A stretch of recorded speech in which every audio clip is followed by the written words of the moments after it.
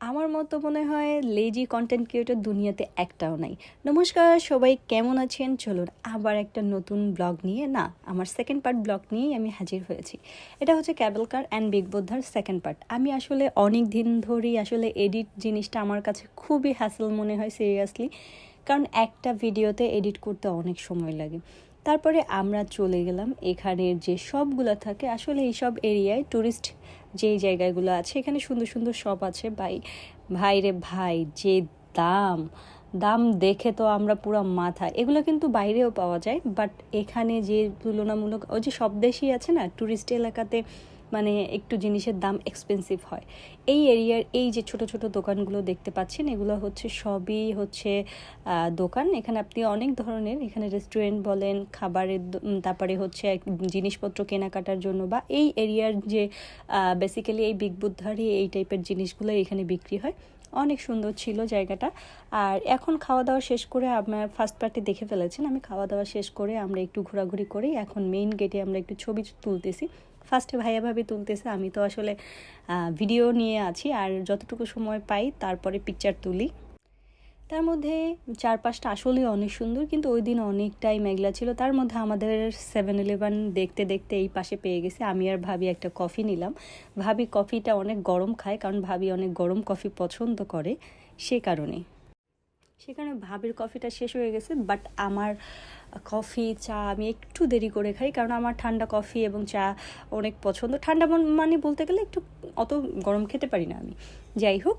আর এই যে দেখেন পুরো এরিয়াটা অনেক বিশাল বড় একটা এরিয়া, যেই এরিয়াটা আপনাদের সাথে কি বলবো। ফার্স্টে তো একটা গেট দেখলেন, তারপর সেকেন্ড গেট হচ্ছে এটা। এখন থেকে আমরা হেঁটে সামনের দিকে যাব, যাওয়ার পরে আর চারপাশটা এত সুন্দর, কিন্তু ওয়েদারটা ওই দিন মেঘলা ছিল, বাট ঠান্ডা ছিল। মোটামুটি হাওয়া বইতেছিল, কারণ অতটা গরম লাগে নাই, বাট ঠান্ডা ছিল। ওর বাবা বলতেছে বেশ ঠান্ডা। আর এই যে দেখেন আমরা, আর আমার হাজব্যান্ড তো আপনারা কি বলবো, কম বেশি অল্প ভিডিওতে দেখেন, সে তেমন একটা আসলে করে না। সে আমাকে এফোর্ট দিয়ে শুধু ছবি তুলবে, সুন্দর সুন্দর জায়গায় ভিডিও করবে, এটাই হচ্ছে তার কাজ। এটা সে অনেক পছন্দ করে বেসিক্যালি। তারপরে আমরা ফার্স্ট মিশন হচ্ছে বিগ বুদ্ধার উপরে উঠবো। এটা 100 সিঁড়ি, মানে 100টা সিঁড়ি আছে। এই সিঁড়িটা আমরা পার হয়ে উঠবো।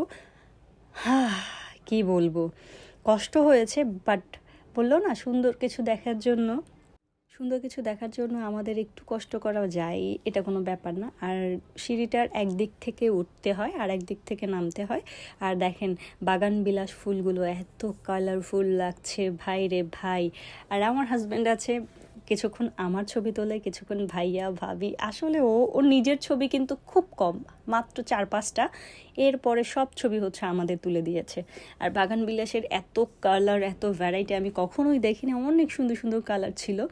আর এই যে দেখেন আমরা এতটা পথ উপরে উঠে আসছি, ভাই কি কষ্ট হচ্ছে, তার সাথে ভিডিও করছি। কিন্তু একটা মজার ব্যাপার দেখেন, এই যে বয়স্ক বয়স্ক মানুষ, যে বৃদ্ধারা উঠতেছে, অনেক অনেক মানে কি বলবো, তাদের ভগবান মানে তাদের মানে চাইনিজ পিপলের এমনিতেই অনেক কি বলবো শক্তিশালী বলা যায়, যেটা বেসিক্যালি সে অনেক বয়স্ক মানুষ এখানে মানে হেঁটে হেঁটে এই পর্যন্ত উঠে, তারপর পুরো এরিয়াটা ঘুরে। আর জায়গাটা এত সুন্দর, পাহাড় মানে সবুজ, মানে আমি আসলে কি বলবো, এক্সপ্লেন করার মতো না, এতটা সুন্দর একটা জায়গা। রৌদ্র থাকলে কিন্তু অনেক কষ্ট হতো। তার জন্য আসলে বেসিক্যালি এই সব জায়গাতে, যেগুলোতে খোলা জায়গা, এগুলোতে আসলে শীতকালে আসাটাই বেটার, কারণ পুরো জায়গাটাই খোলা থাকে, কোনো রকম মানে সানসেটের মতো কিছুই নাই। তো এই যে পুরো চারপাশটাই খোলা। আর এখানে এক একজন কি বলবো, আমি জানি না এদের আসলে ডেফিনেশন, তারা প্রণাম করছে, কারণ এখানে চাইনিজের ডেফিনেশন দেওয়া, আমি তো বুদ্ধদেবকেই চিনি, আর এদের আসলে কোনো কিছুই চিনি না। তারা প্রণাম করছে যাদের আসলে যে বুদ্ধিস্ট যারা আছে তারা। আর সবচেয়ে সুন্দর কথা হচ্ছে জায়গাটা এত সুন্দর, এত মানুষ, কখনো মানে এত লাউডলি কেউ চিল্লায় না, কথা বলে না, খুব সাইলেন্স মুডে সবাই হাঁটাহাঁটি করছে, কথা বলতেছে। বাট একটা শোরগোল আছে না, ওই শোরগোলটা নাই, অনেক ভালো লাগতেছিল জায়গাটায়। তারপরে আমরা সিঁড়ি থেকে উপরে উঠলাম, অনেক সুন্দর ছিল জায়গাটা ভাই।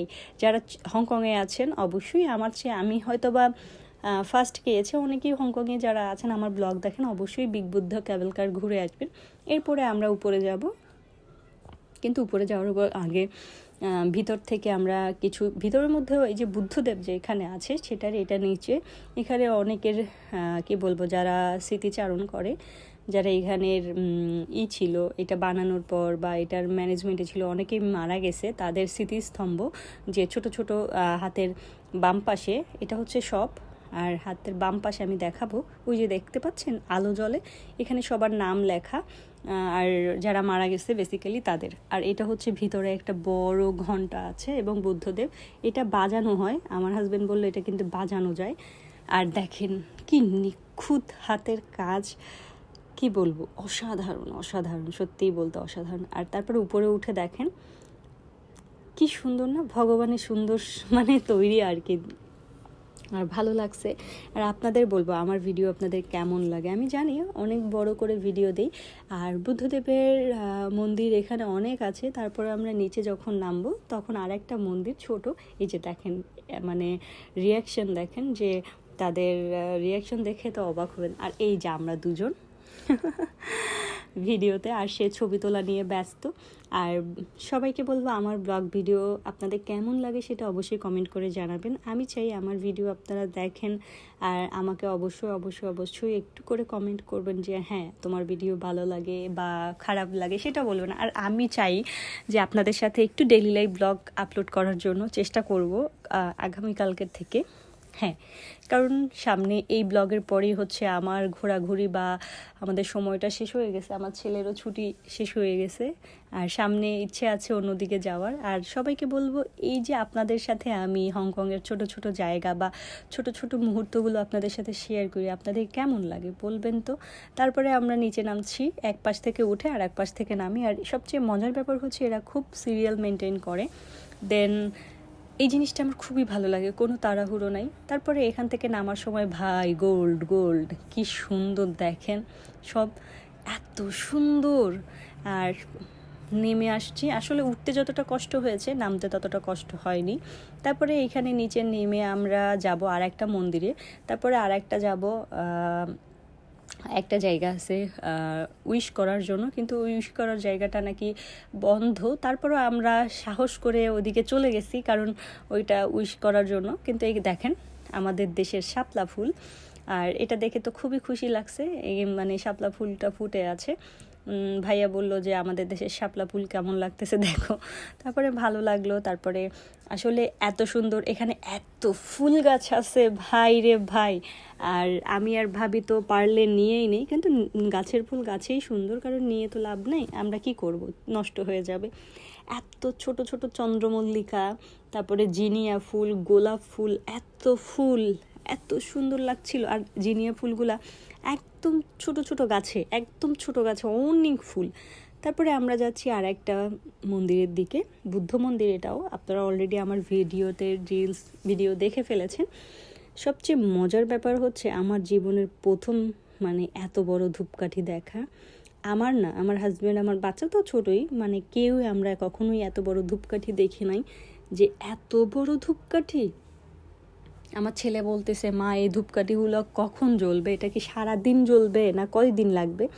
ওর বাবা বলে না জ্বলে যাবে এটা যে, কিন্তু এই ধূপকাঠিগুলোর না কোনো স্মেল নাই জানেন, মানে একটা মানে আছে না আমাদের যে ধূপকাঠি জ্বালালে পুরো ঘর সুগন্ধ মানে চারদিক, আর এগুলোর কোনো স্মেল নাই, জাস্ট একটা কাঠ পোড়া এমনি, মানে ওরা মানত করে দেয়।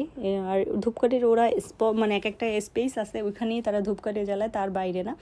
আর ধূপকাঠি জ্বালানোর জন্য আমি সত্যিই অবাক হয়ে গেছি যে এতগুলো ধূপকাঠি জ্বলছে, যদি স্মেল ধূপকাঠি হইতো ভাই রে ভাই কি গন্ধ হইতো, মানে পুরা ওইখানের এরিয়াটা জুড়েই শুধু এই ধূপকাঠির স্মেল থাকতো, বাট কোনো গন্ধ নাই। এটা আমি খুব মানে হতাশ, আমি চাইনিজদের ধূপকাঠির কোনো গন্ধ নাই, আমার একদম মানে কি বলবো, এই জিনিসটাতে আমি খুবই করি। তার মধ্যে আমার হাজব্যান্ড বললো একটা ছবি তোলো, তার মধ্যে আমি ভিডিও করছি, তাকে ছবিও তুলে দিচ্ছিলাম, তার জন্য ক্যামেরাটা আমার অন করা ছিল। আর যে দেখেন ড্রাগনগুলো, আসলে এখানে মন্দিরে বেসিক্যালি চাইনিজদের তো আমরা জানি ড্রাগনের প্রতি, আমি আসলে কোনো কিছু ডেফিনিশন তেমন একটা বলতে পারবো না, কারণ আমি তেমন কিছু জানিও না, মানে জানার চেষ্টা করি না, যেটা সত্যি কথা। এটা আমার মানে কারো কোথাও ডেফিনেশনটা জেনে আমি আপনাদের সাথে বলতে পারছি না, বাট আমি আমার মতো করে ব্লগ আপলোড করি, আপনাদের সাথে শেয়ার করি জায়গাটা, এবং এইটাই। আমি কোনো কারোর ডেফিনেশনটা, অনেকে আছে না অনেক ডিটেলসে বলে, আমি ডিটেলসে বলি না। আর তাদের প্রণাম করার সিস্টেমটা অনেক সুন্দর দেখেছেন, যে 2 পা জুতো থাকলে সমস্যা নেই, বাট 2 পা বন্ধ করে একটা ইসের উপরে বসে প্রণাম করছে। এই যে চারপাশে দেখেন কতটা ফুল গাছ। তারপরে আমরা মন্দির থেকে বের হয়ে একটু পিছন দিকে এসেছি, পিছন দিকে। আর এত সুন্দর করে নিখুঁত হাতের কাজ, আসলে ভিডিওতে আমি জানি না কতটুকু আপনাদের দেখাতে পারবো। আর এখানে আমি বললাম না, আমি এতটা ব্রাইটেনিং দিতে পারতেছি না, কারণ ব্রাইট দিলে এটা ফ্যাকাশে হয়ে যাবে, কারণ অলমোস্ট সব কিছুই সাদার উপরে। আর এই যে ছোট ছোট জিনিয়া, চন্দ্রমল্লিকা, আর এটা হচ্ছে একটা ছোট বুদ্ধদেব। আমার খুবই ভালো লাগে এইসব টেম্পলে গেলে, মনটা অনেক শান্ত লাগে, মানে একটা অন্যরকম ফিল হয়। ধর্মীয় স্থানে গেলে তো এমনিতেই আমাদের সবার একটা শান্তি বিরাজ করে, সেটা আমরা সবাই জানি। আর তারপরে আমরা এখানের যে আর সবচেয়ে মজার ব্যাপার হচ্ছে, আমি এই জীবনে ফার্স্ট টাইম হংকংয়ের মতো জায়গায় এসে, মানে ভেজিটেবলস রেস্টুরেন্ট, মানে ভেজ রেস্টুরেন্ট, কোনো রকম পেঁয়াজ রসুন মিট কোনো কিছু না, শুধু ভেজ রেস্টুরেন্ট। এই যে ভাবিরাও খাচ্ছে, আমরাও খাচ্ছি। এটা একটা আমাদের জন্য নতুন এক্সপিরিয়েন্স, যে হংকংয়ের মতো জায়গাতে একদম পিওর ভেজ রেস্টুরেন্ট। এখানে ছিল অনেক ধরনের খাবার, আর সত্যি খুব মজার ছিল, খুবই মজার ছিল খাবারগুলো। আমরা খেলাম এখানে, কারণ দুপুরে তো অনেক খাবার খেয়েছি, তারপরে এখানে এসেও টুকটাক এখানের খাবারও ট্রাই করেছি। আর এখানে অনেক ধরনের খাবার ছিল। তারপর ওইখান থেকে খাবার টাবার খেয়ে আমরা যে জায়গাটাতে যেতে চেয়েছি, যেখানে উইশ করে, ওই যে পিছনে বড় বড় গাছগুলো দাঁড়িয়ে আছে, ওইটাকে বলে উইশম, মানে ট্রি, এইরকম টাইপের, মানে উইশ করার জন্য।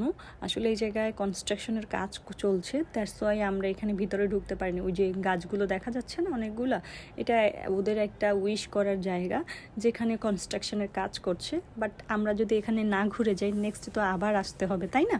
এই কারণে আমরা এই জায়গাটাও ঘুরে গেলাম, দূর থেকে দেখলাম। তারপরে এই পাশে একটু সামনে এদিকে হাইকিংয়ের জায়গা আছে, আমরা জাস্ট একটু এখানে দাঁড়িয়ে ছবি টবি তুলবো। তারপরে আমরা ব্যাক করব। অলরেডি অলমোস্ট আমাদের 4:30 বেজে গেছিলো। তারপর ব্যাক করে আবার আমাদের ক্যাবেল কার 6টার মধ্যে ব্যাক করবে। দ্যাটস ওয়াই আমার হাজব্যান্ড বললো তুমি এখানে আসো, দেখেন। আর পুরো কুয়াশাতে ভরে গেছে, জায়গাগুলো এত সুন্দর। ওরা আসলে এত সুন্দর করে ছবি তোলার জন্য বা সময় মানে একটু কেউ হাইকিংয়ে যাচ্ছে একটু বসে সময় কাটানোর জন্য এত সুন্দর করে রাখছে। আর ওই যে দেখেন পেছনের ভিত্তিগুলো দেখা যাচ্ছে বড় গাছের মতো, এটাই নাকি উইশ ট্রি। এখানে আমার ভাইয়া ভাবিরা আগে আসছিল, দ্যাটস ওয়াই আমরা জানতে পারি। আর এই যে লাস্ট এখন আমরা চলে যাব, তার জন্য আমরা নাচানাচি করতেছি।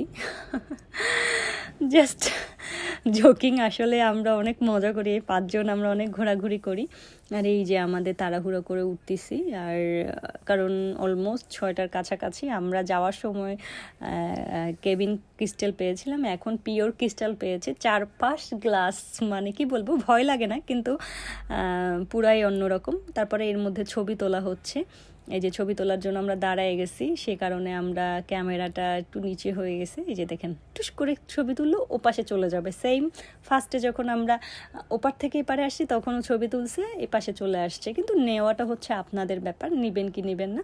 কিন্তু যাওয়ার আমরা আসলে কেবিনটা ভাড়া করেছিলাম হচ্ছে ক্যাবিন ক্রিস্টাল, মানে অর্ধেক নিচটা থাকবে হচ্ছে মানে টিনের, দেখা যাবে না কিন্তু গ্লাস থাকবে।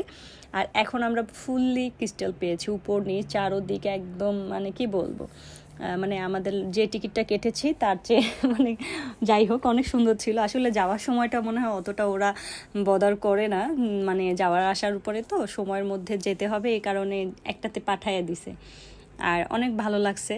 আর সত্যি কথা এই সুন্দর জার্নিটা হয়েছে ভাইয়া ভাবিদের জন্য। থ্যাংক ইউ ভাইয়া ভাবি, আমি সবসময়ের জন্য আপনাদের মানে কৃতজ্ঞতা। আসলে আমরা সবাই মিলে আমরা 4-5 জনই হচ্ছি ঘোরার পাবলিক।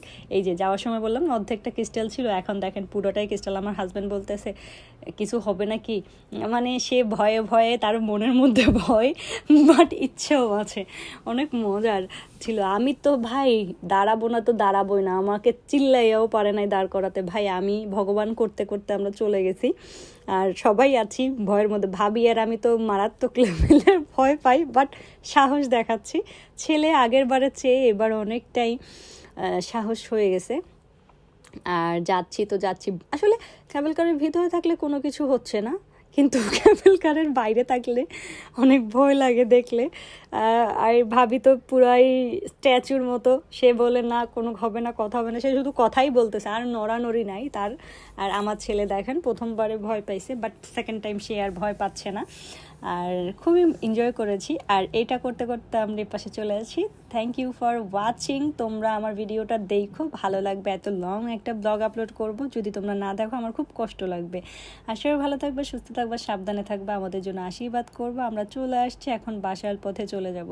এটাই হচ্ছে আজকে আমার ক্যাবেল কার্ড অ্যান্ড বিগ বুদ্ধার একটা ব্লগ ভিডিও। সবাই ভালো থাকবা। Thanks for watching. Tata, by.